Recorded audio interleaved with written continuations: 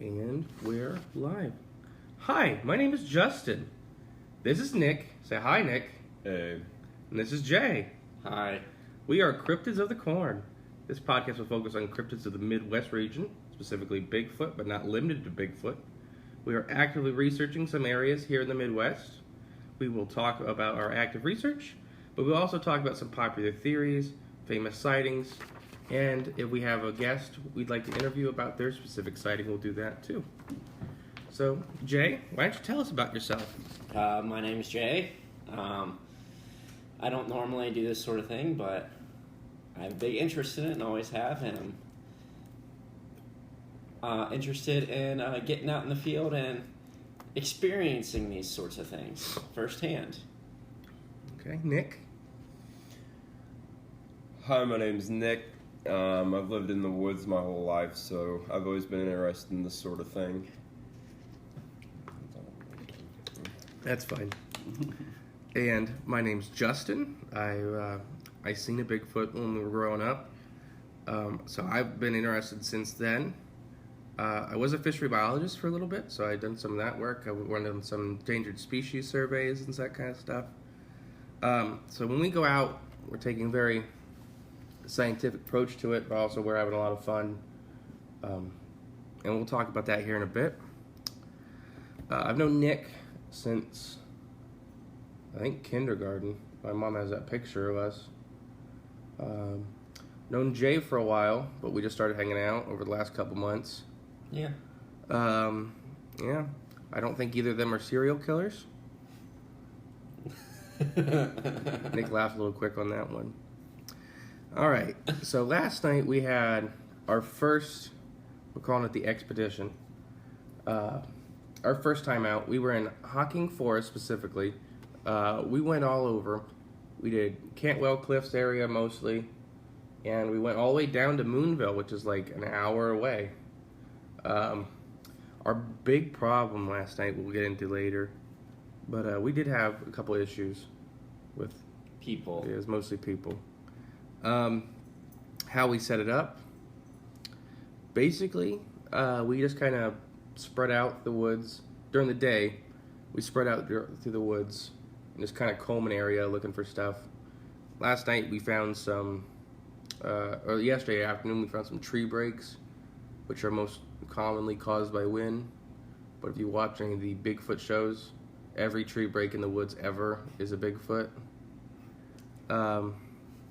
Yeah, I don't think so. Nick, have you seen a lot of tree breaks in the woods? Oh, yeah. Never twisted, though. Never twist. That's what we're looking for. You get this kind of twisted motion, like breaking pasta. That's like not. That doesn't happen very often. What about you, Jay? You ever seen tree breaks? Not before. I've never been out in the woods actually looking for them before, so. No, but we saw some yesterday, but they were clearly not anything out of the ordinary than just a tree that's been overbroken. You know, we were a different Bigfoot group. It'd be like that'd been the highlight of the episode. Yeah, check out this twig. Mm-hmm. So how it went pretty good. We had a lot of fun. We found some, like we said, we found some tree breaks. Went through, about a mile and a half of woods. Yeah.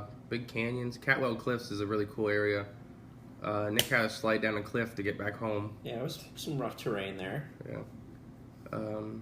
Didn't see a bear or nothing like that. No bobcats last night. I think the only wildlife we've seen was a possum on the way home, a deer, and a lot of cats. And a dead snake. Oh, a couple dead snakes. Yeah, we had to walk back on the road. Found a couple dead snakes. A decay brown snake and a ringneck snake. Both very common in Hocking Hills. I like reptiles. I like everything but mammals, pretty much. But what? But mammals. Oh, mammals, okay. Just never anything I studied. Reptiles, amphibians, fish, birds. Mammals are kind of the sucky group. Well, yeah, 'cause they stink. Yeah, they stink. Especially rodents. Alright. Nick, we are at your property here. Do you want to give out the address to everybody that's listening? Hocking Hills. Specifically, we're really close to Rockbridge. It's a really cool area. People don't get how much actual forest is down here. Oh yeah. It's crazy. Like driving through the highway, you can see the hills with the trees and stuff, but you get out. Like when we went to Moonville, what did we drive, like 8-10 miles, and there was one house, and that was it. Mm-hmm. And people don't get how you can just walk off. I mean, if you wouldn't want to be found out there, you wouldn't be found. If you know how to survive off the land and stuff like that, you're not gonna be found. When we lived in Nelsonville for college, there's a whole homeless village out in Wayne National for part of the year. Never get seen. They're really nice people. You can run into them, when you're going out there, but they don't want you to be found. They're not found. Then they go down to Tennessee for the winter. They just walk back and forth every year. Wow. They're nice people. Skunk was a guy. He is responsible for a couple Bigfoot sightings on Hocking College property because he'd come down and fish. Is he on the BFRO? I don't know, but people would call in and say to like the Hocking PD, they seen Bigfoot. He's just a big hairy guy. They thought it was him. Yeah, when they'd see Skunk, and he'd trade a lot of like stuff for like little fishing gear and stuff from college students. Huh. He'd always come down with like big bags of pawpaws and mushrooms and stuff like that.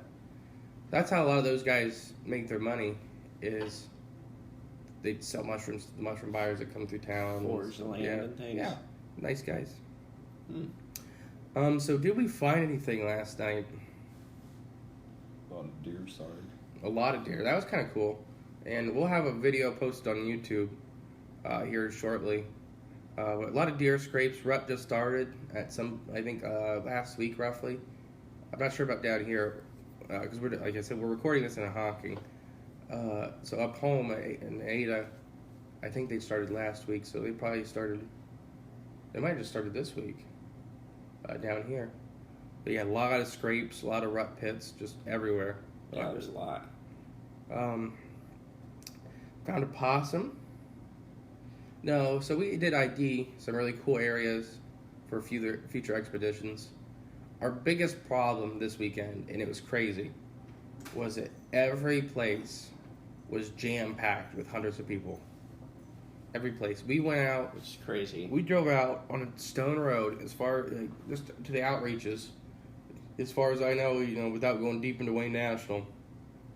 And there were just people all night. Coming and going all night. And it's just like, there's nowhere to go. So we kind of called it an early night just because there was no sign of people stopping, coming and stuff. If there was going to be any Sasquatch activity, it wasn't going to be anywhere where we were. Nope. It was just the number of people. We do have a thermal imaging camera that took some pictures of Nick and Jay that they don't know about sleeping. Oh. Not really. But when we were going through the Moonville Tunnel, there were some cool pictures because of how cold the tunnel is compared to, our bodies. The Moonville Tunnel is pretty sweet. Yeah, we'll talk about that more. That was a fun thing we did. Yeah. I mean, we were there. It's a cool thing to see. Mm-hmm. But I'm trying to think what else. We found some cool areas for the future. So when we kind of look at these areas to go, we look at the BFRO website, which is just basically the big website that collects all the Bigfoot sightings that anybody wants to report. It's a good start because they'll put it on a map and you can see hot spots and stuff like that. So there's a couple real big hot spots in this area. Where we were in Conkle's Hollow, had a sighting. I just forgot the date. I wish I had it in front of me, but I think this summer at some point. I don't remember now, but it was recent. It was recent enough, and you could see when we drove past Conkle, it just Full of people. But it's full of people. But it's just forest. Oh yeah. If you're 30 foot off that trail, nobody's gonna see you. I mean, a lot of places we were, you're 30 foot off that trail, nobody's gonna see you. Mm-hmm. And it's all hilly terrain here and stuff like that. So if you're on top of the ridge, you're completely, invisible. Did we talk to anybody? We had a waitress come up to us at dinner and tell us her story. I don't remember her telling us the age she's seen it, but it sounded kind of recent, like she wasn't a kid. Mm-hmm. But she and her friend see just this huge monstrous head, and she just said it was black and furry. And she described it to us. We gave her a card with an email so she could further type out her story, because that helps sometimes. Yeah. When you can sit down and really write out what you're trying to say. But she looked legitimately scared. yeah, she didn't. She's telling the story. Yeah, she seems excited to find somebody that She's shared with. Yeah, that might actually not make fun of her. Yeah. That's happened a couple times. So we've had a couple people come up to us. We have 2 different sets of Bigfoot tracks that have come up to us. One from Salt Fork and one from Minerva, Ohio. And both of those were kind of like, looking. The one lady from Minerva came up to me and she's like, "Do you believe in all that stuff?" And I'm like, "Yeah." And I thought she was gonna like start making fun of me or something. And she's like, "I got something to show you." So she was just feeling me out to see what I thought about it first before she talked about it. Yeah.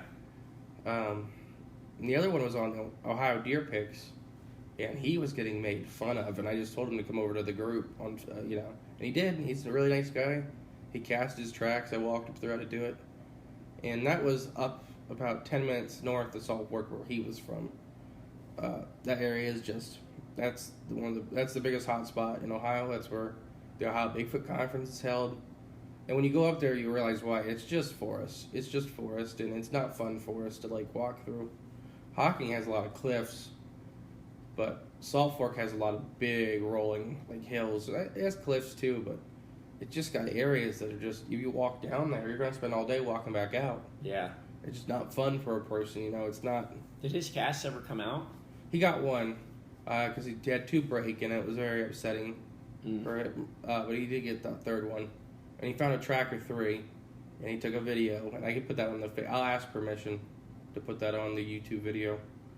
But you can see, like, he walked with him and did he had to like jump to go from track to track, which is kind of cool. And he had tape measure in one of his pictures, so you'd actually see I think the track was 16 inches long, but it was only 6 inches wide, so it was very narrow. In which juvenile Sasquatch tracks are very rare, so we don't really know. Maybe they walk a little differently on their feet. It could have just been a partial print too. Yeah, that happens a lot. Ground's hard. Even though they're heavy animals, they do have a large foot pad, and that spreads out weight a lot. That's why deer have a very small foot surface. That's why they almost leave tracks in everywhere. Anything. Yeah.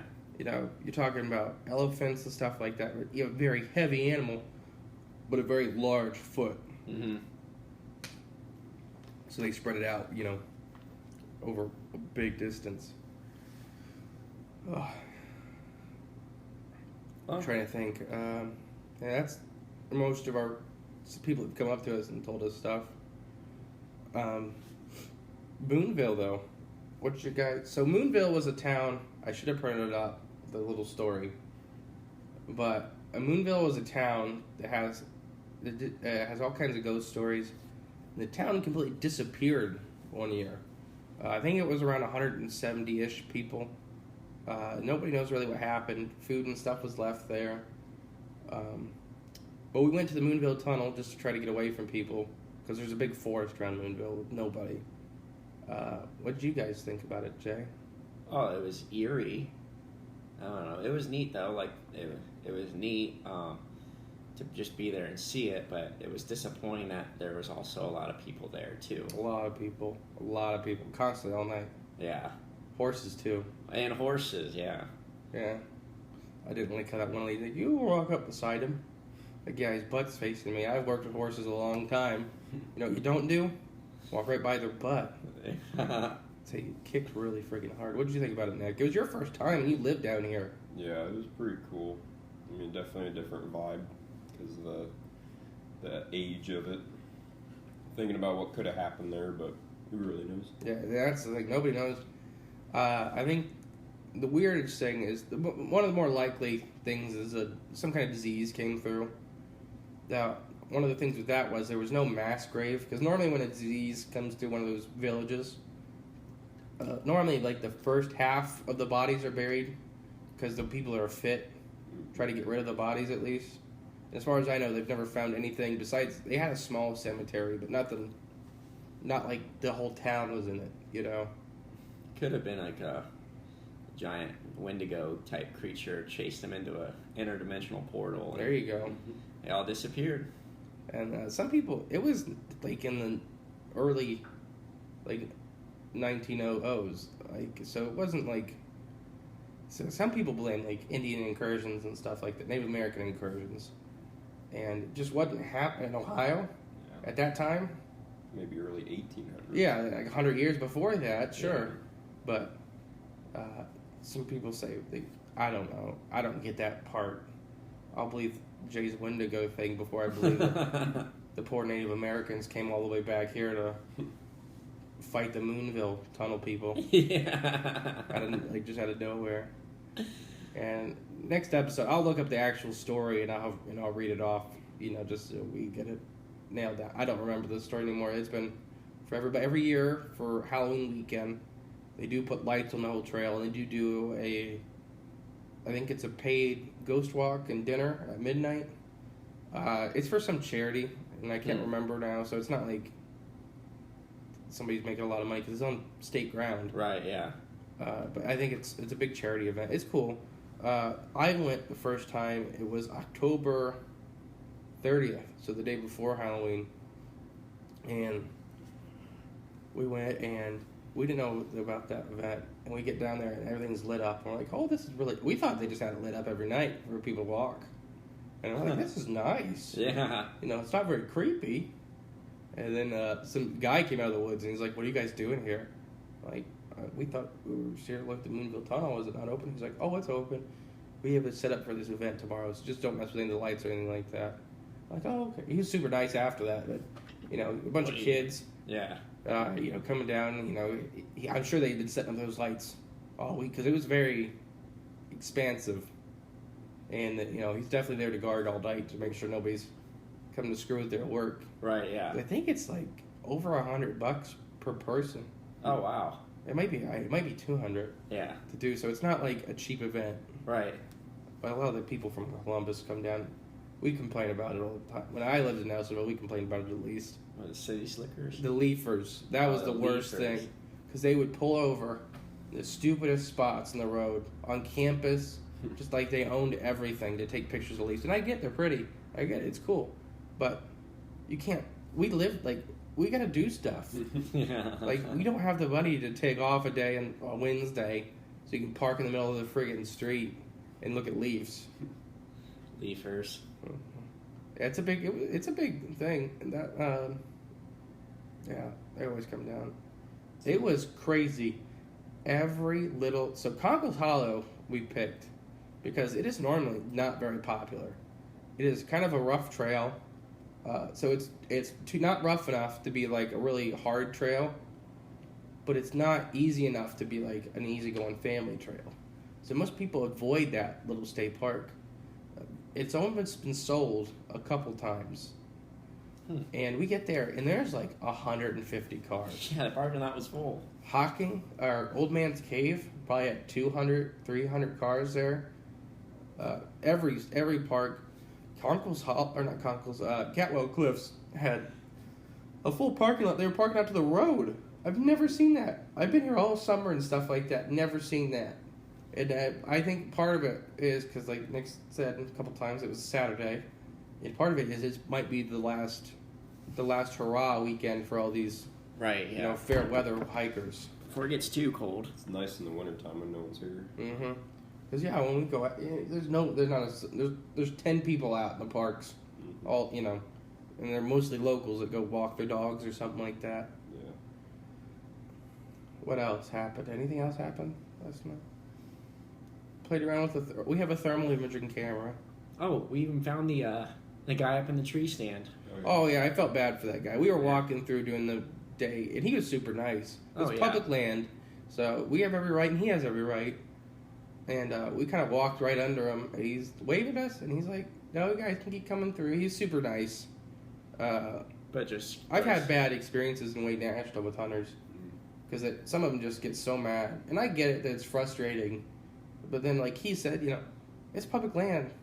There's no, and he realized he set up on a trail after, because he's like, your guys are like the fifth people to walk by. Yeah, that was a bad spot. Like, yeah, he's like, I parked on the backside and walked up, and then I got up here and realized this is the end of a trail. But he's seen a deer right before we got there, so he talked about that. But I wasn't out of breath because I'm a little out of shape. I'd have asked him if he ever seen Bigfoot. But we were also trying to get out of his way so he could keep hunting, because he didn't come out. He didn't come out for a couple of hours after we left. His car was still there when we left. So he may have waited for something to come back, and they'll come back. If the deer watch you move through, they don't know he's there. They just seen us. Right. Yeah. So after we move out, fell down that cliff. Yeah. The first spot we tried. So when we started at the top of Catwell Cliffs and walked all the way down, and that was cool. It was pretty fun. It's really neat to see that area. Big, it was big awesome. expanses, old logging roads. But when we get to the end, when we get to the end, it's like the first piece of the cliff we see is what, like a 70-foot drop, pretty much straight. Yeah. I'm looking at a 90-foot tall tree at the top. It's like 20 foot away from me. So it drops quick. And then we kind of wiggled around, and we found a decent spot to get down. It had a big old cave in it. Jay found his own little cubby hole. Oh, yeah. That picture will be on YouTube. I could live there. Just a little. And Hockey has all those little nice cubby holes. We didn't find a bear, thank goodness. That was what I was worried about when we start getting into those kind of tuckbacks. Mm-hmm. That's where bears like to hang out. Well, good thing. Yeah. You don't think I could move quick, but you want to see how fast I'll scramble back up that cliff. Yeah. You come around and there's a bear. These are just black bears here. Yeah. There's like 6 of them. When we were in the dorms, we had like a 60-pound black bear get into the dumpster. And some lady thought it was a dog and walked up and started yelling at it until she realized it was a bear. And nobody believed her until they put up cameras and they seen it. Yeah, he's coming every night. He was coming every night to get the dumpster. Right? You remember the dumpster's like in the middle of the parking lot, under a light. Yeah. Bears were going in there? Oh, a bear. A bear. Yeah, just some probably like 2-year-old. Yeah. Hockey doesn't have many. They had one at Baroque State Park. Oh, that was another one we could have went to. Baroque, we'll have to remember that. Add it to the list. But Baroque State Park had a mom. This is years ago now, 4 years ago, 5 years ago. It's been a while. Had a mom teaching her cubs how to break into cars. Yeah, they were talking about putting her down because she was on Ohio has like kind of like 3 strikes for bears. Doing that kind of stuff. And they were really worried because he was literally teaching her cubs how to do that. So now not only you're gonna have one bear breaking into cars, and one weekend she broke into like 3 cars. Man. Breaking the window in, Yeah. getting in.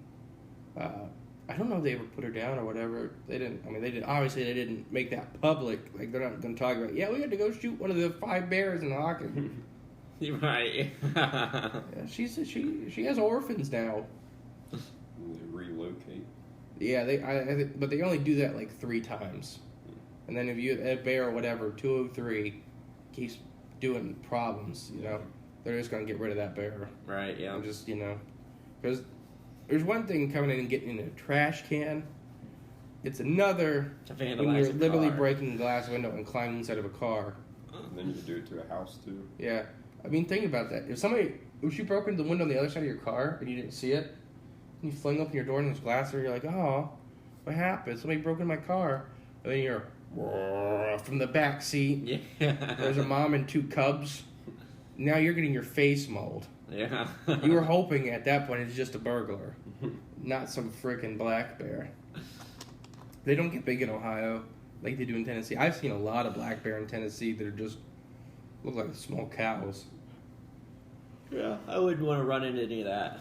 Yeah, black bears aren't that scary as long as they don't have cubs. There's a wild pig everywhere down here, but have you ever seen one? Nope. I've seen tracks on campus. I've never seen one. Jay, I know you've never seen one. I didn't know there were any down here. This is Jay's first time outside. Yep. So we'll talk about some of our other expeditions and what we have planned for the upcoming. We'll go like 6 months. I don't want to plan super far out, but I think in December we're gonna go down to Salt Fork, and we may do that a couple times before the spring. Then January, February ice fishing season. So good luck, everybody. But when we start going up, so we have a cabin in Michigan. My family does. And it's kind of close to the Manistee National Forest, which, if you've never seen Manistee National Forest, that's a real forest. Yeah. Wayne National is a big woods. When you look at Manistee National Forest, Ed and Nick, it's unreal, and it's all pine. Most of it's pine, so it stays green year round. You never can see into it. I seen one bear once there, and there's bear there everywhere. It's not like here where there's like, I make jokes, but I think there's only 10 bear in Hocking County. It's something like that. It's not a lot. It's a handful of animals. Because they just started coming back over the last decade, something like that. They're just coming back. There's bear everywhere in there, and nobody sees them. And you're talking about a 200 to 300 pound animal, black. And bear don't hide very well. Most of the time, they're not making themselves hidden. Right. And people don't see them. And there's a lot of them. And we go up north enough, there's elk, and right in the edge of Wayne National, up at Burt Lake. And we've never seen them. And there's about 2,000 elk signs. Oh, wow. But those are a little different. You can actually go to an elk tracking station, and they'll tell you where the herds are. Oh, cool. They have members that have collars. Yeah. And so they keep tabs on them. They really make sure they're not hanging out by the highway and stuff like that. Right, yeah. Because that's kind of a newer project. They got a pretty big elk herd population, but they want to make sure they're not, eating in the median on the highway. Right, yeah. That's, I think, the biggest thing I'm worried about. Because elk, you hit a deer and it tells your car and you could die. You hit a 900 pound elk, you are dead. Car is totaled. Yeah, and the elk gets up and takes off. That's like hitting a moose. You hit a moose, you might as well hit a brick wall. You probably have a better chance. So while we're up there ice fishing, we have flyers and stuff we do for our research. So we kind of spread them out this trip all around, just to get people's stories and try to get. I guess the goal is to get fresher intel, because the BFRO website is really helpful. But you have to go on, and you have to publish your story, and how many people do that? When we're talking, there's a lot of sightings there. It's probably, I'm gonna say 1 in 20 people think they see something like that to actually look up online and post their story. Most people just write it off. Right. Yeah. So if we go out looking and say, hey, this is our private email. We're not here to make fun of you or nothing like that. You don't have to say your name. You don't have to give us any information. You can tell us what you've seen and where it was. We would like to go out and research. And we have a lot of it set up as basically endangered species surveys. I've done a lot of that with my old job. A lot of the Bigfoot stuff, you just gotta really take out it. Like, people do a lot of the stuff that they say, like rock stacks. You gotta, when we do endangered species surveys, especially for mammals, like say you're looking for some kind of vole, there's other species of vole in the area. So not every little vole turd you find is a vole. The vole species you're looking for. Yeah. So it's just sorting out, just because it is something that could be caused by a Sasquatch doesn't mean it is. Right. Especially here in like Hocking and stuff like that. There's people, like we found this weekend, everywhere. Kids stack rocks. Mm-hmm. Now, if there's a 300-pound rock in that stack, that's a little more, pressing towards evidence. If it's something a couple men would have trouble doing and you're way out, that's a little different. The tree breaks we already talked about. Tree snaps happen all the time. Every windstorm, some tree is going to just snap. Mm-hmm. A tree twist, that doesn't happen in nature very often, unless it's probably like a specific tornado sitting right on top of that tree. But that's like when you grab pasta and you twist, or it's a very unique looking motion, and you can see it in the fibers on the tree. Mm-hmm. What else were we talking about? Tree stacks, nest.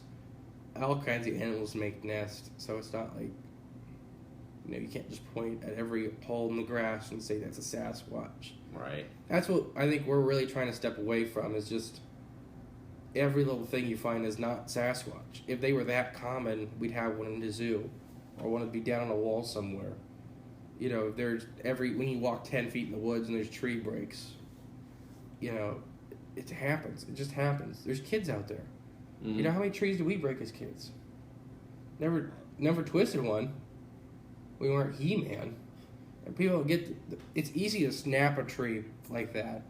It's extremely hard to twist one. But when you twist one, you get it right at your exact level, and it's a lot cleaner.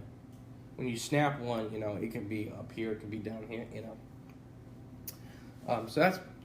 So that's Michigan. So we have an expedition planned in April. Nick probably won't be going. Nick's expecting his first child. Really close to then. So Nick will be excited to do that. And we'll go find Bigfoot without him. But yeah, so during ice fishing, we'll go up and we'll plant flyers and just kind of, put lines out. It'll give us a couple months to, right, feel out the area and stuff like that. I already have people in Salt Fork, and I have people down here in Hocking that are already keeping their eyes out and ears out for me. And then the other one is we have a lot of stuff planned in Salt Fork, but we already talked about that. But yeah, Salt Fork is the Bigfoot capital of Ohio. It's crazy. There's a lot of sightings in Salt Fork. Hocking has a lot of sightings. And we just looked last night on some of the hot spots of Ohio, and it's so weird. Hardin County, Allen County line was one of the hot spots on that map. Yeah. Wasn't that weird? It's kind of weird. Out of nowhere. And that's where I had my stuff. And that's the woods we shared and all that. It just is a very odd thing to think about. Why? And we'll have a whole episode on Bigfoot migration theories. But any mammal that size would have to migrate without being found. Not that the area couldn't support them long term, but the longer you stay, the more evident your signs become. Your path starts getting worn down. Your smells, your hair, you're starting to leave a lot of sign for one area. Signs and evidence behind. Yeah. And then elk. Just look at elk. Elk are constantly moving. Mm-hmm. You're talking about 900 pound to 1,200 pound animal. They have a humongous home range. Mm-hmm. I'd have to look. I don't know it off the top of my head, but at least a couple hundred square miles, if not a couple thousand. They just always. Luke, my brother, went out to Colorado, and during the top, during parts of the day, they'd be at the top of the mountain, and then they'd be at the bottom mountain. But that's not like here on this East Coast. We don't get what a real mountain looks like. Right. We have our mountains over here, but they're not compared to the Rockies. Right. It's a whole different story. Yeah, the Rockies are giants. Mm-hmm. And elk walk up and down them every day. And when we were in Tennessee, we seen elk really close. And we had a cow go right up a cliff and just run right up. And we're like, it's incredible how big and agile they are. And you're like, I'd spend me 20 minutes walking up that thing. Yeah. And she just and climbs up.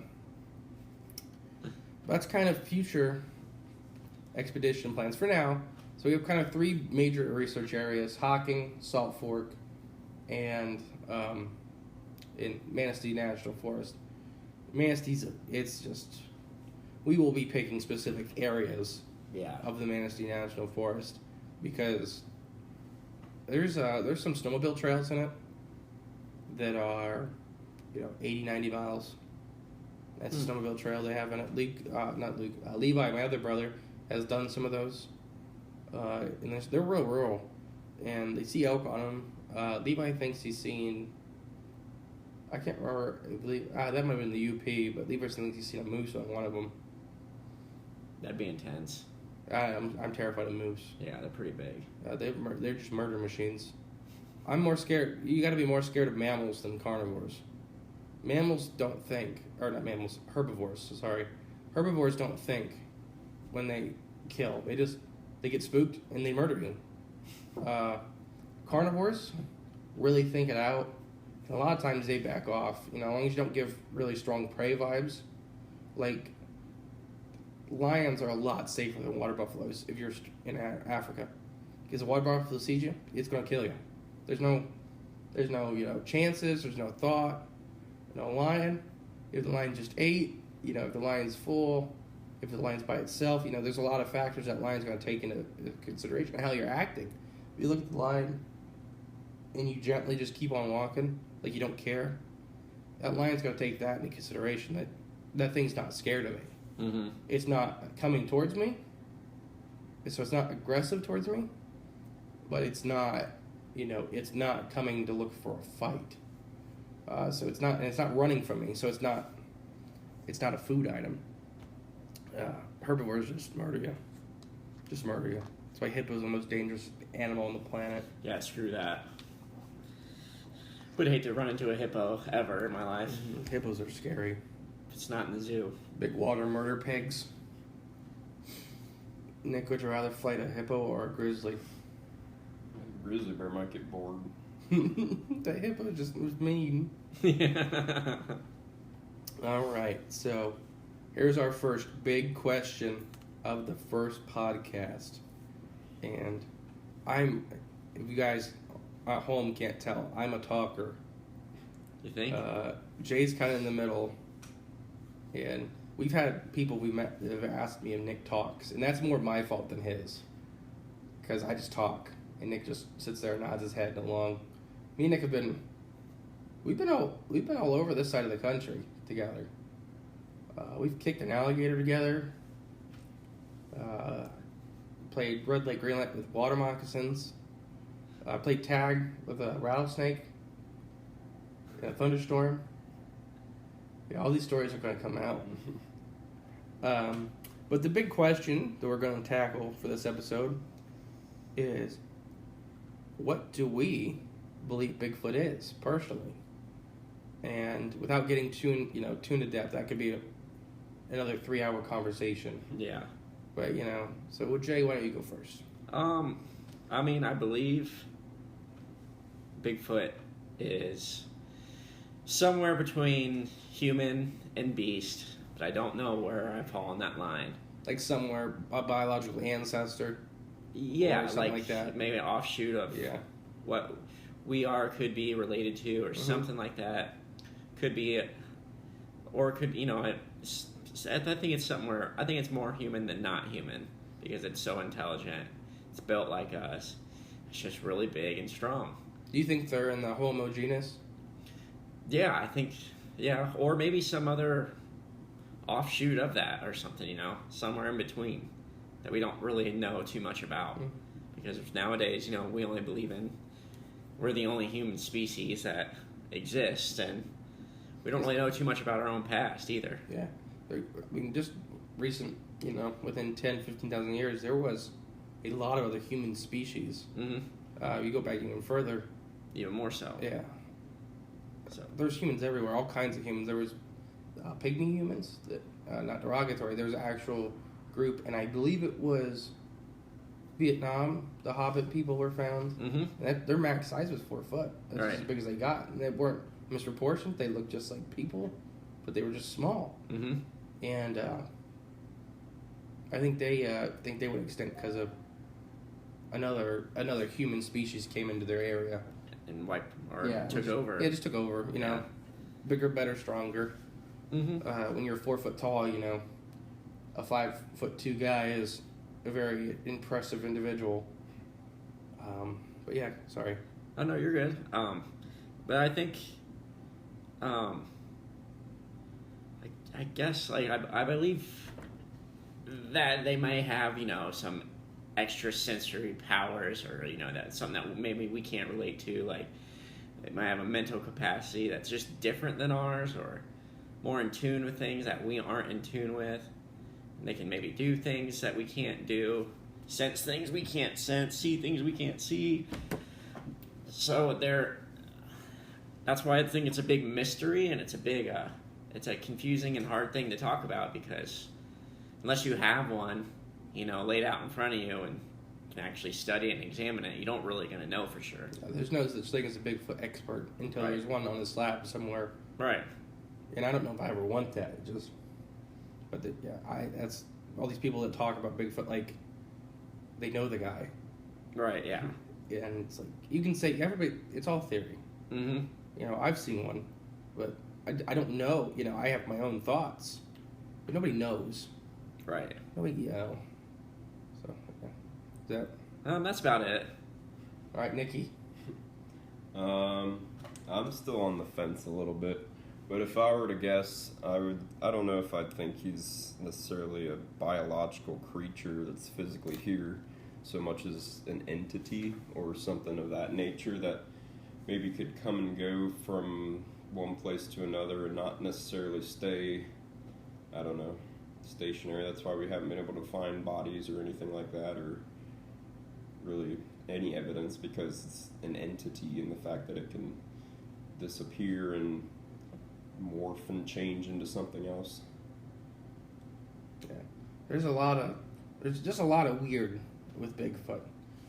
And some other strange phenomena are associated with Bigfoot, like we talk about spook lights. Mm-hmm.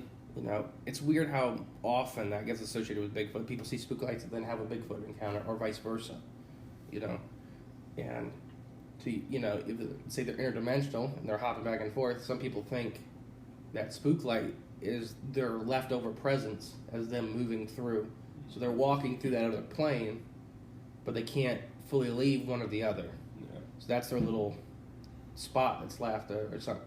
I'm not an astrophysicist.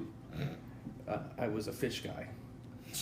But yeah, I was following the camp of something more fully biological, just because that's of what I seen. That's all I could, that's all I could tell. Just to me, they're just low in numbers, intelligent, and know how to survive off the land. The Americans have all kinds of stories about actual trade with them, depending on what tribe. Tribes had war with them, tribes had trade with them, and then the expansion of the settlers, they still see them all the time until a bunch of them got shot. There's all kinds of stories of them get shot. The Smithsonian was offering like $10 for a body, which was not, was not small money, but wasn't a ton of money.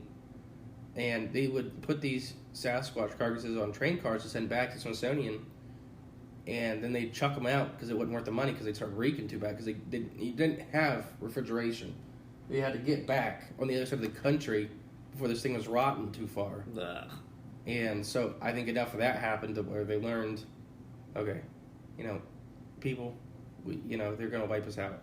They've seen us wipe out buffalo, they've seen us wipe out everything else. Mm-hmm. They just tear down forest, and I'm sure it was terrifying. I'm a big proponent, a believer of infrasound in Sasquatch. Infrasound is just a certain frequency of sound some large mammals and other animals can produce. Tigers produce it to cause fear responses in prey. So tigers will actually rumble in grass to cause their little prey animals to jump up and run, just to find them easier. Whales, elephants use it. In elephants, it's actually caused depression in people and then even suicidal thoughts. There's a whole... the Suicide Coast in California produces infrasound, and just random people would literally park and just jump off it. And we're still just starting to understand how infrasound affects the brain. I believe they kind of use that to kind of really freak us out, to keep us moving. I don't really think they're out to harm us. I think they're low in numbers. I don't think they're... So, a couple caloristicians have put together some figures, anywhere from like 5,000 animals in North America all the way up to like 55,000. I'm kind of in the middle. I think we probably have a population of around 30,000 for the whole. We're talking Florida to Alaska, so they're not common. But if you're highly migratory, it's not a bad number. It's definitely enough to keep genetic diversity. In mammals, most of the time you need a population of 5,000 animals to be declared, not endangered or becoming extinct. Right. Yeah. You get under that number if you're a mammal. You get under that number, you really, really run, the problem of limited gene pools. Reptiles are a little different. Fish are even more different. Those animals that just are able to diversify a lot faster can bounce back from that kind of stuff. But mammals, I really think we're dealing with something around 30,000 number. I think it was. I don't think they're Homo, the Homo genus. I think they are probably an offshoot before that. Close enough to still. I mean, obviously they look enough like us, but they look enough not like us. When you look at Neanderthal and stuff like that, you would ID a Neanderthal just right off the bat. You could tell they look people. And a lot of Sasquatch look people-y, but they also have a lot of aspects that don't, like males having conical heads. We assume that there's something about half, not half, a little less than half, have that big sloping forehead that kind of comes to a cone. Talk about, or they have large round heads, and when you're that freaked out, how much details do you really get? It's the same if you're being chased by a mountain lion. You look at it long enough to recognize that's not good, and then you take off. But that's where I kind of fall on the whole deal. It's just a very intelligent. I don't know what level of intelligence. I've heard stories of them having fire, all that. I think they recognize us as problems for their continued existence. So they go completely out of their way to avoid us. I don't think they were ever in giant numbers. Just because if you look at apex species, they're not ever big numbers. There's only like 4,000 great white sharks on the planet. And really? Yeah. The same shark you see off of New York can be off of what's the Horn? The Horn of Plenty in Africa, then Cape Horn, and then in India. That same shark. We didn't know that until the last decade when we started tagging these animals and realizing, one shark will go in every ocean in the next 3 years. Yeah, that's nuts. We didn't understand that literally the same shark in the Atlantic will go to the Pacific eventually. And I think a lot of great whites have like a 4-year migration plan. They almost hit the same spots every 4 years. And when you're that big and you're eating that much, you have to do that kind of stuff because you can't wipe out your area and then you starve. Right. Yeah. I think they know. I think they really move with like berry plants and frog hat. I think they are a lot more of a small eater than they are a big eater. I'm sure they eat deer. I'm sure they, but why would you hunt a deer or kill an elk? I've heard some stories of them eating elk. Why would you do that when there's a raccoon that you can just grab and hit against a tree? Right. Yeah. That's a lot easier than rustling an elk down. I don't care how big you are. An elk is not an easy animal to just grab and choke to death or snap its neck. It's not going to be a fun time. A raccoon? Me and you could go out and pick up a raccoon and slam it against a tree. It'd probably not get bit. A possum? You can just pick up a possum. They don't care.